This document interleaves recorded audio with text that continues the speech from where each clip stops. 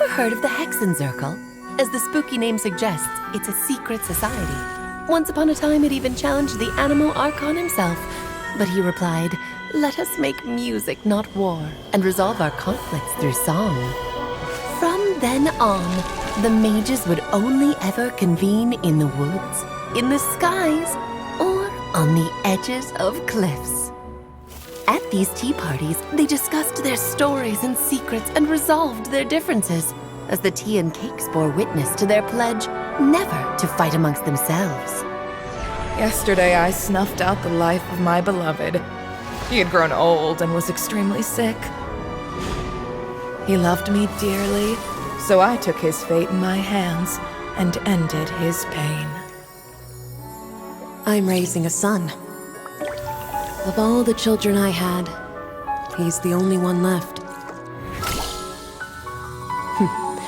But I suppose that still makes me a mother. My lifespan is nothing compared to yours, so I wish to leave you with my storybook. Actually, maybe you can pass it on to your children one day. Oh, this looks interesting. Let me scry. My dear sisters, we mustn't let prophecies threaten our bonds of friendship. Even the most frightening witch was once a little girl, and growing up can be so tough. Sometimes we all need to vent our troubles to the wind. Even if the nations go to war, or the sky falls down, the mages' tea parties shall forever be held around this table.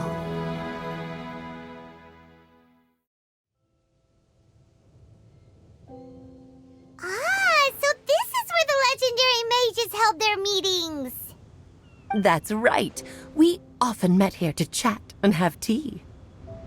Then, what about the part saying that if we light the lantern of utmost joy, we'd receive a supreme blessing? About that. I never expected anyone other than Jay to actually read the full contents of that prophecy. It's a little embarrassing. The truth is, that prophecy was actually just a letter that we sent to Jay as a group the day before her wedding. So it was indeed written by all of you. I must thank you for resisting the urge to immediately reveal the truth to everybody, Albedo. Knowing you, you probably figured out everything the moment you laid eyes on the message. No, it took me a little longer than that.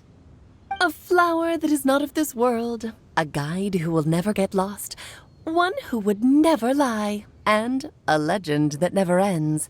These 4 descriptions signify 4 individual mages. When a member of the organization had to leave the group to spend the rest of her days with her beloved, the other mages would write down this prophecy and send it to her to invite her for a final get-together. A flower that is not of this world signifies, of course, flowers that do not naturally exist in this world. This is the signature of our full name, Rhindaughter, also known as Gold. If there's anyone in this world who could create a flower species that does not yet exist, it would be her. The guide who will never get lost is N, otherwise known as Nicole.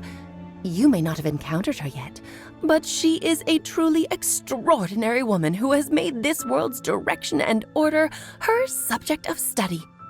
Some of you may be fortunate enough to have already heard her voice. Like a prophetess, she will only speak to guide people toward the truth when a change has occurred in the world. She has a tendency to suddenly speak in someone's mind without any warning. If one day you would be unfortunate enough to run into a truly dangerous situation, she may use her voice to guide the way forward for you. Who would have guessed that there are so many mysterious women in this world and that they would all know each other? The one who would never lie is me. I hope no one would take offense. It's just that I, Alice, or A for short, have always had a soft spot for those with sincerity and candor. As for a legend that never ends, you may not know M in person, but you've likely encountered one of her works. Have any of you ever read The Boar Princess? Huh? I'm pretty sure every child in Mondstadt has read that book. It's also one of my favorite stories. Em was an exceptional human writer who used her prose to teach me the meaning of grief. Don't you think such a person would deserve a seat at the mage's table? Paimon's getting more and more lost. It may sound hard to believe, but I can attest to everything that Alice has said. Jay was also a mortal who aged and passed on, leaving her title to her students and followers. Alice, you've never acknowledged any of Jay's successors. It's now been centuries since the first of us took on her mantle. I've always wanted to meet you. Do you also want to become a mage? Title aside, I think I'm more interested in the meaning and purpose of the Hexen Circle. I used to think that the Hexen Circle was a group of women who could control the very fate of this world. But now, I've seen for myself that besides Jay, many other ordinary people were also among you. Do you think less of us now? No, not at all. My interest has been piqued, and I'm now even more drawn towards the idea of becoming a mage. You're right. I've never acknowledged any of Jay's successors. But you are different. You are much more fascinating than any of your predecessors. Oh, has someone finally piqued Aunt Alice's interest? Now is not a good time, Scarlet, but as soon as I am able, I will seek you out for a meeting. I want you to tell me all about Jay's married life back in her hometown.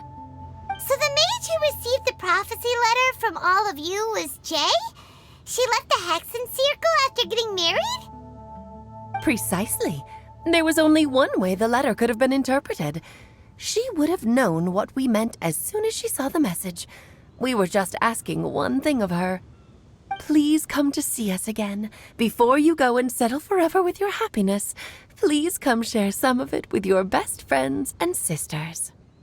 So, the Supreme Blessing actually meant... All journeys are fleeting and will eventually come to an end.